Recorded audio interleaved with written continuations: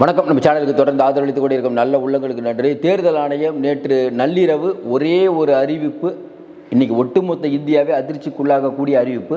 காங்கிரஸ்லேருந்து எல்லா கட்சிகளும் பதறாங்க. என்ன அந்த அறிவிப்பு? ஏற்கனவே நமக்கு நைட்டே நம்ம தான் சொன்னோம்னு நினைக்கிறேன். சிசிடிவி உள்ளிட்ட உபகரணங்கள் அந்த வீடியோலாம் யாருக்கும் காட்ட மாட்டோம் அப்படின்னு சட்டத்துறை தேர்தல் ஆணையத்தை சொன்னதை கேட்டு ஒரு முடிவு எடுத்து அறிவிச்சிட்டாங்க. அதையும் தாண்டி இப்போ என்ன பிரச்சனை அப்படின்னா, இது ஏன் இவ்வளோ வேகமாக அறிவிச்சாங்கன்னு பார்த்தீங்கன்னா, இது இனிமேல் வரத்துக்கு இல்லையா. இதற்கு முன்பு சிசிடிவி எடுத்தாங்கல்ல, அதாவது இப்போ இந்தியா முழுக்க தேர்தல் நடந்ததில்ல, அதில் சிசிடிவி எடுத்தாங்க. மகாராஷ்டிரா மாநிலம், ஹரியானா மாநிலம், காஷ்மீர் இங்கெல்லாம் சிசிடிவி எடுத்தாங்கல்ல. இது முழுக்க அழிக்கிற வேலையில் ஈடுபட்டு கொண்டு இருக்கிறார்கள். இனிமேல் இந்த சிசிடிவி ஃபுட்டேஜ் நீங்கள் கேட்டாலும் கிடைக்காது. உச்சநீதிமன்றம் போகிறதுக்கு 2-3 நாள் ஆகும். அதற்குள்ளே இல்லைங்க நாங்கள் ஏற்கனவே எல்லாத்தையும் எரேஸ் பண்ணிட்டோம், ஏன்னா அரசாங்கத்துக்கு செலவு மிச்சப்படுத்தணும், இந்த மாதிரி சிசிடிவி ஃபுட்டேஜ் நிறையா வச்சுருந்தோம்னா எங்களுக்கு பட்ஜெட் தாங்காது. ஏன்னா ஐயா மோடி ஒரே நாடு ஒரே திட்டம் அப்படிங்கிற பேரில் செலவை கண்ட்ரோல் பண்ணுறாங்க. நாங்களும் துணை நிற்கிறோம் தேர்தல் ஆணையங்கிற முறையில். இதற்கு முன்னால் இருக்க சிசிடிவி எல்லாத்தையும் அந்த ஃபுட்டேஜ் எல்லாம் நாங்கள் ஏசி ரூமில் வைக்கணும்யா, கரண்ட்டு செலவாதையா, கவர்மெண்ட்டுக்கு கரண்ட்டு செலவானா எவ்வளோ கஷ்டம், கவர்மெண்ட்டுக்கு கரண்ட்டு செலவானா அதானிட்டு இருந்தால் வாங்குகிறோம், தனியாருக்கு அந்த பணம் போகணுமா, இப்படிலாம் கூட கேட்பாங்க. அதனால் நாங்கள் அதை எரேஸ் பண்ணிட்டோம் அப்படின்னு சொல்லுவதற்கான வாய்ப்பு நிறையா இருக்குது. இப்போ நம்ம கணக்கு சரியாக இருந்தால் இது சம்பந்தமாக உச்சநீதிமன்ற நீதியரசரை காங்கிரஸ் தலைமையிலான அபிஷேக் சிங்வி உள்ளிட்டவங்களாம் போய் பார்க்க போகிறதா ஒரு தகவல். இது தேசத்துக்கு மிக பெரிய ஆபத்து. எத்தனையோ சட்டங்கள் மோடி போட்டார், ஏற்கனவே நிறையா சட்டங்கள் போட்டார். இந்த சட்டம் அப்படிங்கிறது எந்த விதமான விளைவுகளை ஏற்படுத்தும்? நம்ம நேற்றே இரவே ஒரு பதிவு போட்டோம், நம்ம தான் முதல்ல போட்டோம்னு நினைக்கிறோம். இப்போ மறுபடியும் அதற்கு அப்டேட் நிறையா வந்துருச்சு. என்ன அந்த அப்டேட்டு? இப்போ ஒரு சட்டத்தை போடுறாங்க, சட்டம் போட்டால் என்ன சொல்லுவாங்க, நாளை முதல் யாரும் பஸ்ஸில் யாரும் இலவசமாக போகலாம் பெண்களுக்குன்னு தமிழக அரசு சொல்லுதுன்னு வச்சுக்கோங்களேன். ஏங்க இதுக்கு முன்னாடி போனாங்கல்ல, எப்போ இதுக்கு முன்னாடிலாம் போயிட்டு இருக்காங்கல்ல, எவ்வளோ பேர் போனாங்க அப்படிங்கிற டேட்டா தமிழ்நாடு அரசிட்ட இருக்குமா இருக்காதா? இருக்கும். இல்லை அதெல்லாம் நாங்கள் எரேஸ் பண்ணிட்டோம் அப்படிங்கிறது எந்த விதத்தில் சரியான அணுகுமுறையாக இருக்க முடியும்? இதே மாதிரி தான் நீங்கள் எலெக்ஷன் கமிஷன் சொல்கிறாங்க. எலெக்ஷன் கமிஷன் என்ன சொல்கிறாங்க, ஏற்கனவே இவிஎம் மேலே ஏகப்பட்ட விமர்சனங்கள். இவிஎம்மை ஹேக் பண்ண முடியும், இவிஎம்மில் இருக்கக்கூடிய தகவல்களை திருட முடியும், இவிஎம்ஐ ஆப்ரேட் பண்ண முடியும், இவிஎம்ஐ போய் எடுத்து வைக்கும்போது கரெக்டாக தான் இருக்கும். என்றைக்கு அந்த வாக்குப்பதிவு என்னைக்கு நடக்குதோ அன்னைக்கு காலையில் 8 மணிக்குனா 7 மணிக்கு அது மாறிடும்யா. அந்த மாதிரி உள்ள சிஸ்டத்தை பொருத்தியிருக்காங்க. என்னையா அது ஏவன் தொழில்நுட்பம் வந்துருச்சு, இங்கேருந்து என்னென்னமோ பண்ணுறாங்க, என்னென்னமோ வீடியோ போடுறாங்க. இப்படிப்பட்ட சூழ்நிலை ஏன் இத்தினோண்டு ஒரு மிஷினை பண்ண முடியாதா? நீங்கள் என்ன தான் மக்கள்கிட்ட சொல்லுங்கள், இல்லைங்க அதில் ஹேக் பண்ண முடியாதுன்னு மக்கள்கிட்ட சொல்லுங்கள். மக்கள் நம்புகிறாங்களான்னு பாருங்கள். இன்றைக்கி இந்திய மக்கள்கிட்ட பாருங்கள். இன்றைக்கி தேர்தல் ஆணையமோ தேர்தல் ஆணையத்தினுடைய செயல்பாடு, கடந்த காலங்களில் தேர்தல் ஆணையத்தினுடைய செயல்பாடு என்ன, அது பேசக்கூடிய வார்த்தைகள் என்ன, பிரதான எதிர்க்கட்சியான காங்கிரஸை பார்த்து தேர்தல் ஆணையம் என்ன சொன்னது, ஏன் அவ்வளோ கொந்தளிக்கிறீங்க? ஒரு அரசியல் கட்சியை பார்த்து இப்படி தான் நீங்கள் பேசணுமா? நீங்கள் நடுநிலையான அமைப்பு தானே? சொல்லிக்கிட்டே போகலாம். தேர்தல் ஆணையத்தினுடைய செயல்பாடு கரெக்டாக தராசு சட்டில் இருக்க மாதிரி சட்டத்தை பாதுகாத்து இவங்க உத்தரவெல்லாம் பிறப்பிச்சிட்டு இருக்காங்களா? அப்போ தேர்தல் ஆணையம் அப்படிங்கிறது மக்களுக்கு ஒரு சந்தேகம் இருக்கக்கூடிய ஒரு அமைப்பாக ஆகிடுச்சு. அதுக்கு காரணம் அதனுடைய இருக்கக்கூடிய தலைவர்கள் உண்டா இல்லையா? நீங்கள் நியாயமாக கூட இருங்க, உங்களை போட்டது யார்? மோடி போடுறாரு, மோடியே தொடர்ந்து ஜெயிக்கிறாருன்னா மக்களுக்கு ஒரு சந்தேகம் இருக்குமா இருக்காதா? உச்சநீதிமன்றம் தலைமை நீதியரசர் அந்த இடத்துல எடுத்துட்டீங்க, நீங்கள் சட்டம் போட்டுட்டீங்க, கேட்டால் 370 பிரச்சனைன்ட்டு 370 தூக்கிட்டீங்க. எல்லாத்துக்கும் மேலே தேர்தல் ஆணையத்துக்கு ஒரு முழு அதிகாரத்தை கொடுக்குற விதமாக இந்த ஒரு உத்தரவை போட்டிருக்கீங்க. இப்போ என்ன ஃபோட்டோலாம் வருது? ஏற்கனவே மகாராஷ்டிராவில் நிறையா வாக்குகள் காண போயிடுச்சுல்ல, அந்த சிசிடிவி ஃபுட்டேஜ்லாம் இருக்குல்ல, அது தாங்க அப்படின்ட்டு யாராவது ஒருத்தர் போட்டு, ஒருவேளை உச்சநீதிமன்றம் ஆமாங்க சிசிடிவி ஃபுட்டேஜ்லாம் காட்ட சொல்கிறாங்க, காட்டுங்க அப்படின்ட்டா பிரச்சனை வந்துடும். இந்த காட்டுங்கன்னு வந்தால் பிரச்சனை வந்துடுங்கிறதுனால தான் கொஞ்ச நாளைக்கு முன்னாடி உத்தவ் தாக்கரே போய் பிட்னாவிஸ் சந்திச்சார். எதற்காக? ஏங்க பிட்னாவிஸ் நீங்கள் தான் பயங்கரமாக இருக்கீங்களே, நீங்கள் பேசாத வார்த்தையா? அப்படி அதாவது என்னென்னா, பதவி ஏற்கிறதுக்கு முன்னாடி வரைக்கும் நீங்கள் கண்டபடி திட்டுறீங்க, ஏற்கிறதுக்கு முன்னாடி வரைக்கும் நான் ஏற்றுக்க மாட்டேன். நீங்கள் அதாவது முதலமைச்சராக அவர் பதவி ஏற்பதை ஏற்க மாட்டேன்னு சொன்னவர் தான் உத்தவ் தாக்கரே. சொன்னாரா இல்லையா? அதையும் தாண்டி என்ன சொன்னார், இந்த வெற்றியை நாங்கள் ஏற்றுக்க மாட்டோம், நாங்கள் எங்கள் எம்எல்ஏக்கள் முதல் நாள் பதவி ஏற்க மாட்டாங்கன்னு சொன்ன உத்தவ் தாக்கரே திடீர்னு அவங்க பையனை கூட்டி போய் பார்க்குறாரு. நாங்களும் அவங்களும் ரொம்ப நண்பர்கள் அப்படிங்கிறாங்க. என்ன காரணம்? இந்துத்துவோட சேர்ந்தது எல்லாம் ஆகி பிடிச்சதுங்க, பார்த்துக்கலாங்க வாங்க, நம்மளோட ஏக்நாத் ஷிண்டே தூக்கிட்டு உங்களை கொண்டு வரோம் சொல்லுவாங்க. ஏக்நாத் ஷிண்டே சும்மா தான் ஒப்புக்கு சப்பான இருக்காரா, எடுத்துகிட்டு உங்களையே கொண்டு வரோம். சரத்பவாரும் போய் பார்க்குறாரு, பார்த்தாரா இல்லையா? சரத்பவார் பார்த்துட்டு அஜித் பவாரும் அவர் ஒன்று சேர்றாங்கிறாங்க.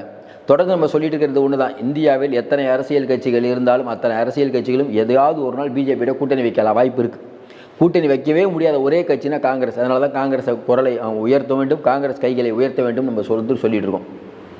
இப்போ இந்த சிசிடிவி ஃபுட்டேஜ்னால ஏன் இவ்வளோ பதறுது அப்படிங்கும்போது, உச்சநீதிமன்றம் முதல்ல மாதிரி இல்லை. சந்திரசூட் அவர்கள் இருக்கும்போது இருந்த உச்சநீதிமன்றம் இப்போ இல்லை. இன்னும் குறிப்பாக பார்த்தீங்கன்னா மோடி மைனாரிட்டி ஆட்சி நடத்துகிறார். இப்போ வரக்கூடிய நாட்களில் இந்த நாள் ஆகாதங்க, முதல்ல நீங்கள் வரும்போது ஒரு விஷயம் வந்து மக்கள்கிட்ட பெருசாக கவனிக்கப்படாது. நாள் ஆகாத எல்லா விஷயமும் கவனிப்பாங்க. முதல்ல அந்த மிஷினை வந்து 90% எப்படி பேட்ரி இருந்ததுங்கிறது போன எலெக்ஷன் முந்தின எலெக்ஷனில் வரல, இப்போ வந்துருச்சு. அது எப்படிங்க ஆன் பண்ணவுடனே 90% இருக்குது. இன்னொரு பேட்டரி பார்த்தீங்கன்னா 9% ஆகுது. ஏன்னா அது காலையிலேருந்து சார்ஜ் போயிடுச்சு, ஓட்டு போட்டு. இது எப்படி ஃப்ரெஷ்ஷாக இருக்குது? அப்போ ஒவ்வொரு நாள் வரும்போது அடுத்தது என்ன பிரச்சனை வரும்? சரி, அதெல்லாம் விடுங்க, உங்கள் வாக்குப்பதிவு இயந்திரத்தை எதுவும் பண்ண முடியாது.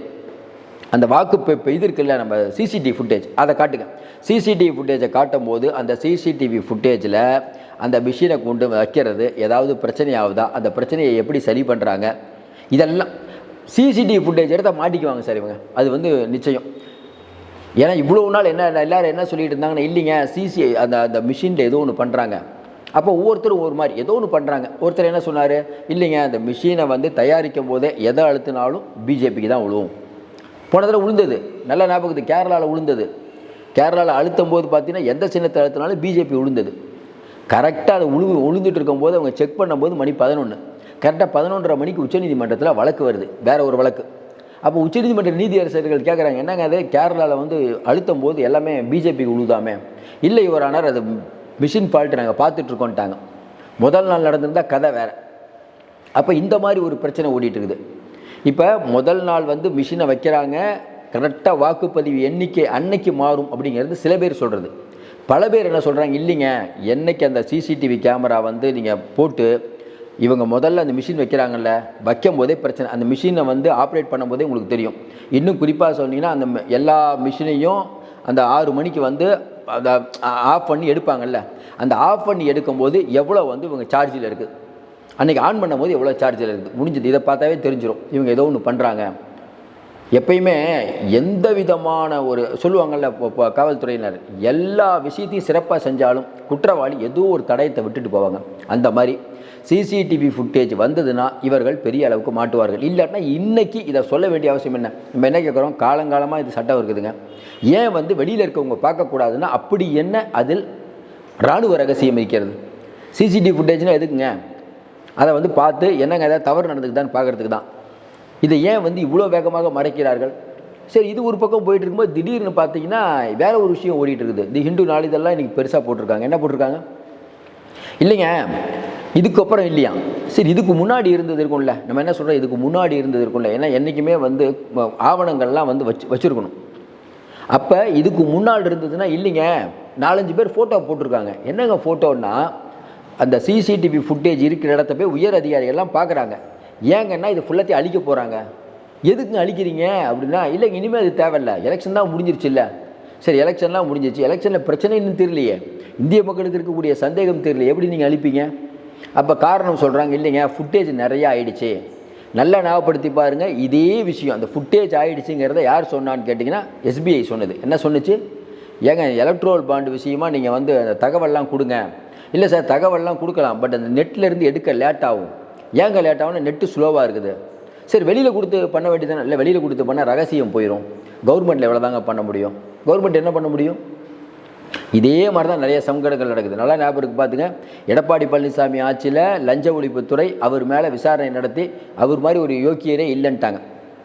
அடுத்து வந்து திமுக அரசு வந்து மறுபடியும் லஞ்ச ஒழிப்புத்துறை விசாரிக்கணும் அப்படின்னு போய் நீதியரசர் ஆனந்த் வெங்கடேஷ் அவர்கள் முன்னால் அது வரும்போது, இல்லை ஏற்கனவே லஞ்ச ஒழிப்புத்துறை தானே, அதில் என்ன அதிகாரிகள் மாறலாம், அது புலனாய்வு அமைப்பு ஒன்று தானே, மறுபடியும் விசாரிக்க தேவையில்லைன்ட்டாங்க.